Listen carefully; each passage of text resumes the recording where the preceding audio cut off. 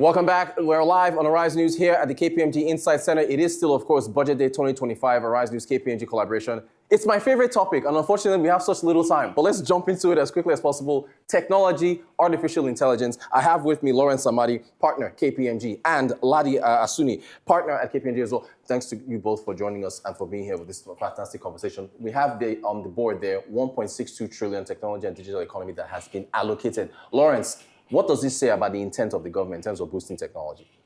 You can tell that in recent time, we're all about action and just less intent. And I think this is a really good move. Recently, the US allocated about $17 billion for Bitcoin and digital assets. Now, that's a huge statement of intent. And some might argue that that is actually very good for Mr. Elon Musk, for sure, our friend. But just coming back home, we all know that infrastructure is so crucial for the digital conversation. Recently, KPMG has launched a major AI thought leadership in conjunction with the World Economic Forum. And in this thought leadership, we talked about data, we talked about infrastructure, and we talked about security and privacy. Now, infrastructure is so crucial because you then realize that everything it's got to rest on infrastructure, with connectivity, the broadband, major data centers, even chips for supporting the processing. So super crucial, and I think that's why the power sector and the Ministry of Science and Technology would have to actually come together to make this happen. We need electricity for tech. 100%. Ladi, there's the money you're allocating. What about the other side of the equation? The skills pipeline. For instance, 3MT from the Digital Technology Ministry, how much does that address the skills pipeline and holistically the other side of the equation? Sure. Thanks, Rotus. So the 3 Million Technical Talent Initiative is definitely a step in the right direction. As you would know, I think right now they've covered about 10% of the total talent base. About 300,000 people have been trained in the first two cohorts, and there's an ongoing cohort for another 90,000. So it addresses part of the solutions. But is it adequate? I think that there's a need for more. If you look at the recent development, especially with China, we have the DeepSeek, more recently Manus AI. And the founders, you see that they have very solid, training, education in artificial intelligence, electrical and electronics engineering, and the likes. So the 3 million technical talent basically addresses foundational technical skills.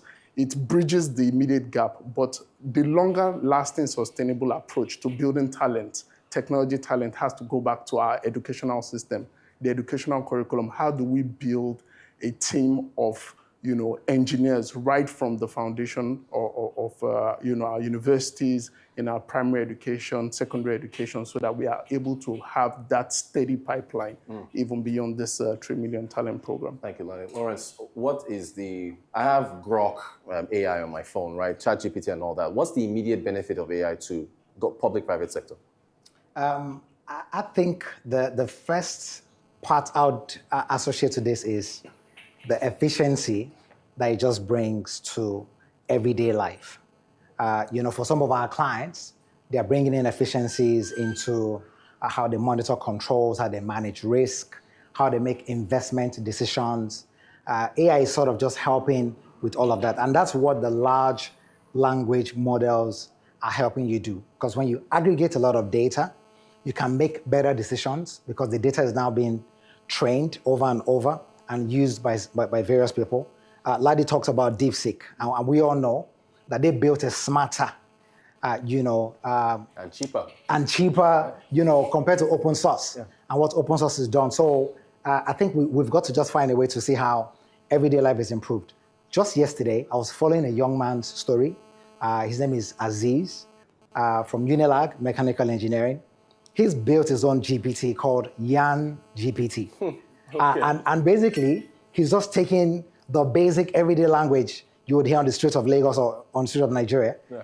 And anyone who's trying to just do basic AI, you can tap off this and tap into the rest of accounting GPT, finance GPT, and everything as a service GPT, essentially, yeah.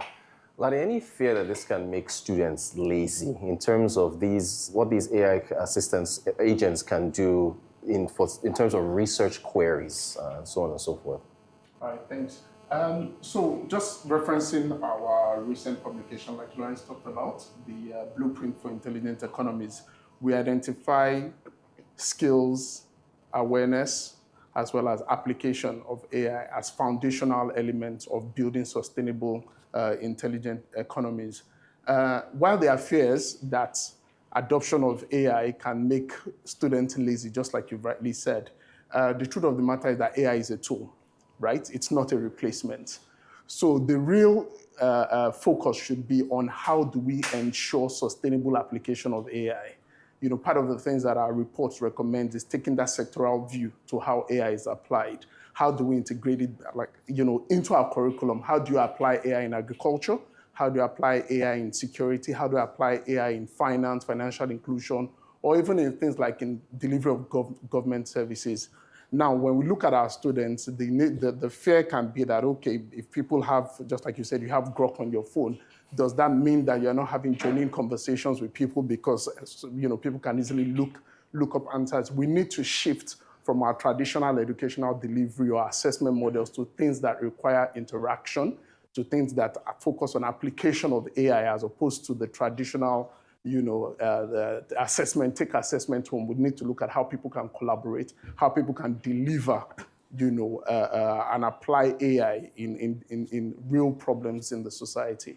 Lawrence, let me wrap up with you. I had you on my show, Global Business Report on Arise News. Yes. Can you quickly, actually, we have to go. We have to go because we're going to cross over now to the Minister of Finance, Coordinating Minister of the Economy, Wale Edun, who is going to give us his take on the budget. Lawrence, Ladi, thank you so much. Really appreciate it.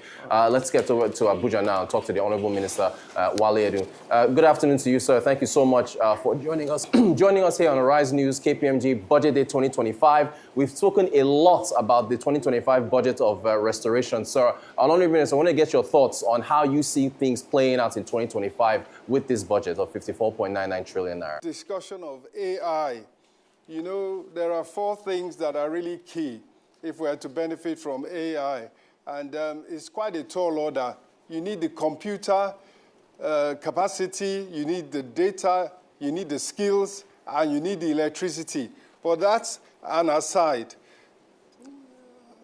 Let me first of all take advantage of the platform you have given me to quickly talk about the Nigerian economy and the outlook. Under the renewed hope agenda of President Bola Ahmed Tinubu, I think all agree that in 2024, the economy has made significant progress. And let me say that at the base of it all has been a recovery and an improvement in the security situation in Nigeria. That lays the basis for all else. And it's no surprise then that the 2025 budget, the largest single item, is in fact security and defense. So, in 2024, the economy did make significant progress, as we know and we have heard. Growth was 3.4% over the year, but it's accelerating. So it was 3.84% in the last quarter. And of course, this is the fastest it's been in recent years, led by, we must say, the services sector and to an extent transport. But what I will say there is that these are the early movers, but it's expected that the economy as a whole will have a broad-based increase. On the external sector, the exchange rate remains stable. The trade surplus is positive at 13% of GDP. And of course, as we know, the foreign reserves have risen to over $40 billion through the sterling work of the central bank in particular, but many other stakeholders as well. On the all-important fiscal side, as we know, revenue has grown 60%. The key subsidies have been removed. Production of crude petroleum is up to 1.8 million barrels per day. And of course, we've saved overall 5% of GDP in subsidies. And this, of course, has presented an improved incentive framework. And it's not just the financial side. The removal of those distorting subsidies also meant that the incentive framework for Nigerian and foreign investors has been improved significantly. In a nutshell, the playing field has been leveled. The monopolistic structures and the patronage-based system has been dismantled.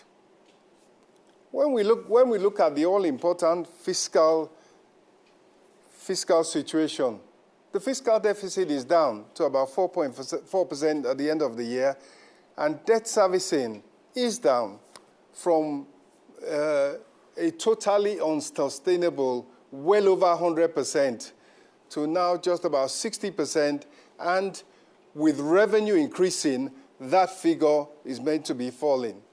So, what we are looking at is growing our way out of the deficit, growing our way out of relatively elevated debt levels. Of course, on inflation, we all acknowledge that there's a way to go, but the signal and the direction of travel is that inflation is expected to fall. As for the outlook for 2025, we can expect continued and even greater macroeconomic stability, an improved business environment, and even more positive outcomes. We've projected growth at 4.6%, but I think that is not our ambition. Our ambition is to, as soon as possible, get to about 7% per annum GDP growth, because it is at that level that you begin to really lift people out of poverty. Let me just say that we expect stronger revenue growth, higher oil production, as you have seen in the budget estimates, and continued savings from the non-spending on subsidy. But more importantly, we expect that there will be greater ease of doing business. And this is all to support the private sector. Because as we have even heard earlier today, it is the private sector that has the money.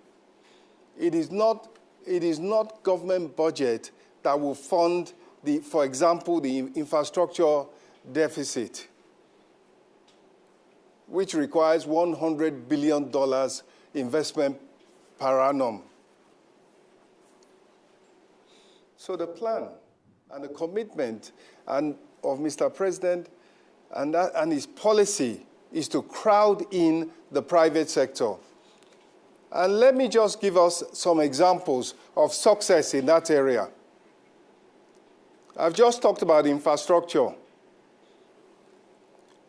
Last week, the President, Chairman of Council of the Federal Economic Council, cleared the way for private sector investment that had been waiting on the sidelines for upwards of a year as a result of bureaucratic delays and other structural issues, which your commentators have talked about, the need for structural reform. So the way was cleared for the private sector to construct Benin-Asaba Highway, Lagos-Abeokuta Road, and so many others on a private-public partnership. So in sum, we are looking at 5,000 kilometers of road, which investors that have gathered long-term finance, much of it from Nigeria, in order to build these roads, concession them, toll them, improve the travel time by 75%. So you reduce the travel time, for example, on Benin Asaba from 4 hours to 1 hour. That is the kind of increased productivity that the economy leads. So the investment climate is being improved and has been improved. Oil and gas, agriculture, as you heard earlier today, healthcare, housing. And let us not forget the fact for about the first time in 40 years, we now have domestic refining of crude petroleum with a line of sight on 1.2 million barrels per day worth of processing capacity, of course, led by Alhaji Aliko Dangote, 650,000 barrel per day refining and petrochemical company. So as a result of these investments by the private sector, which every effort is being made to encourage, we expect productivity growth, growth of the economy, creation of employment, and reduction of poverty. And of course, when the private sector grows and thrives, that creates revenue for government, tax revenue and other revenues which go to help with, as we had said earlier, the fiscal deficit. But just to say a word or two about government borrowing. Initially, the budget proposal had 80% domestic funding, 20% foreign funding to fund the deficit. The current budget has 40% domestic funding, 40% domestic, 40% foreign, and other 20% from other sources. What that means is that there is room being created for the private sector. As opposed to crowding out private sector investment, room is being created for them to be able to access the markets in addition to their equity to invest. Let me also touch what I think is an important aspect of Mr. President's philosophy of committing to private sector-led growth for this economy. The Nigerian Railway Corporation recently commissioned to a private company the Lagos-Ibadan rail track, time on that track to move their goods. It's another important example of increased productivity, making room for the private sector to come in and invest. So let me also round up this picture of what we can expect in 2025 by saying that government will continue in 2025 to optimize its balance sheet. And that means making the most of its assets, including allowing the private sector in for joint ventures, for public-private partnerships, and generally investment alongside government as private sector participation in the economy. When we look at the solid mineral sector, which has significant funding from the budget, it is because in the ground, assets are virtually worthless. They have to be worked, they have to be mined, they have to be brought up to be of value to the economy. And in the same way, we have other assets in the ground which we can which we can negotiate on. We can get value for them even while they're in the ground. So that's the direction of travel. That is the commitment to leveraging on public-private partnerships to grow the Nigerian economy. Thank you.